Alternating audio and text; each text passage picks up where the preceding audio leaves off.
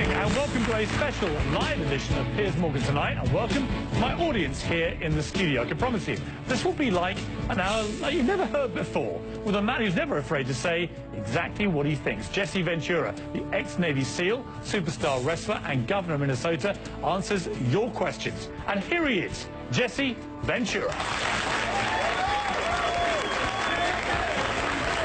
Good to see you. Good to see you. Good to see you. Come on up. Good. Thank you. Thank you. Oh.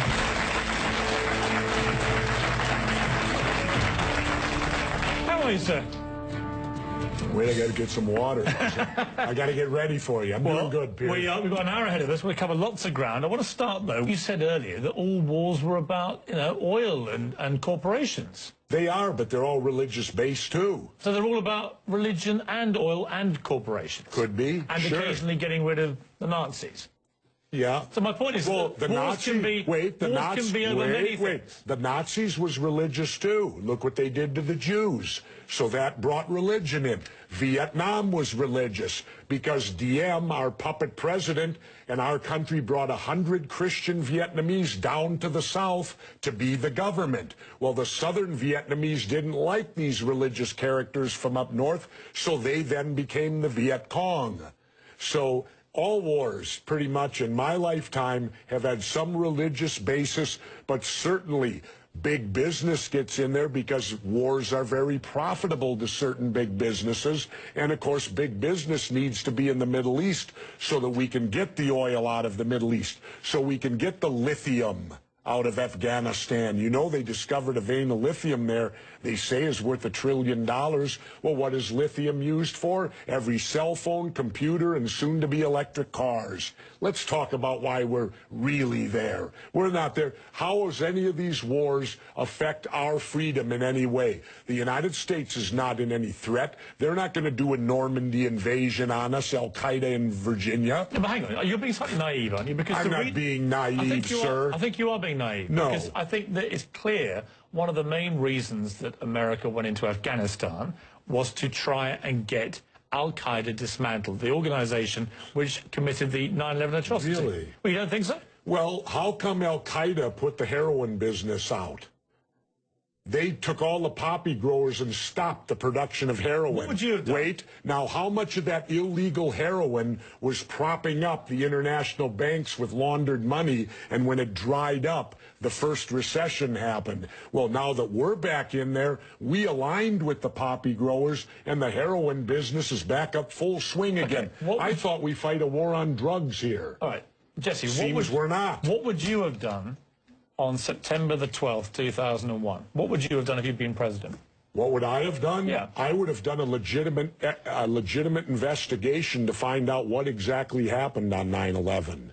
How did they know who did this so quickly like they did Lee Harvey Oswald? How quick they knew Lee Harvey Oswald killed Kennedy. Because the people who did it were identified and we knew who they were. Well, then why couldn't we have stopped them beforehand if they were identified and we knew who they were? It was a failure of intelligence. Everyone's accepting No, it that. wasn't. We knew before with Condoleezza Rice's memo on August 6th when it stated right in the memo, bin Laden to steal planes and run them into buildings. And more stuff is coming out now also, how much the Bush administration ignored the intelligence. It was almost like they ignored it because they wanted it to happen. Oh, come off it, Jesse. No, not oh, come off it. Wait a minute. Every war fought starts with a false flag operation. You can't, in all seriousness, sit there and try and make out anybody. Okay, let me ask you this, Piers. Wait a minute. Let me ask you something. How much studying have you actually done of 9/11 other than what the government's told you and what mainstream media has told you? I've been studying it 4 years. I was editor of a national newspaper. I've talked to people. Wait a minute. Every day for 5-6 months. Really? So I know a lot about it. Well, then how come? Let me ask you this then. You cannot say that any member of the Bush administration knew it was going to happen or wanted it to happen. It's a ridiculous thing to say. Ridiculous. Okay, let's talk about your BBC. I have a tape of a BBC reporter broadcasting directly back to England talking about a third building has collapsed. World Trade Center Building 7 talks for 7 minutes.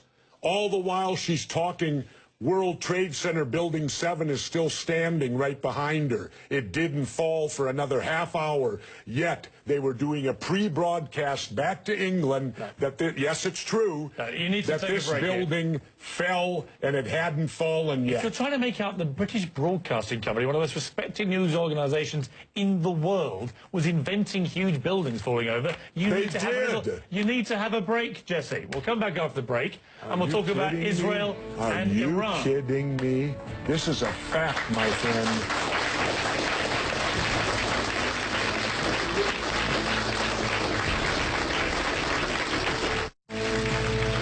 We left a fairly heated debate about various theories that you have about 9/11 and so on. Let's move on to... Oh, and the government only has a theory. Right, well, the government has... No, this is a theory. Their theory is 19 Islamic radicals armed with box cutters defeated our multi-billion-dollar air defense system, all while conspiring with a bearded guy in a cave in Afghanistan. That is exactly what happened. That's their theory. No, that's not a theory, it's a fact. That's their theory. No, Jesse, that's a fact. That's what happened. Really? Yes, I'm sorry to kill your conspiracy theories, but that is what happened. Then why haven't anyone been brought up for trial? How many political offices have you held? None. Then don't tell me how to debate, because I've held two. I think you make some very sensible points, and you make some crackpot points. That's your opinion? Yes. How many people here think I make crackpot points? Yeah? One. How many think I make sensible points? You're in a minority, my good friend. You're the minority.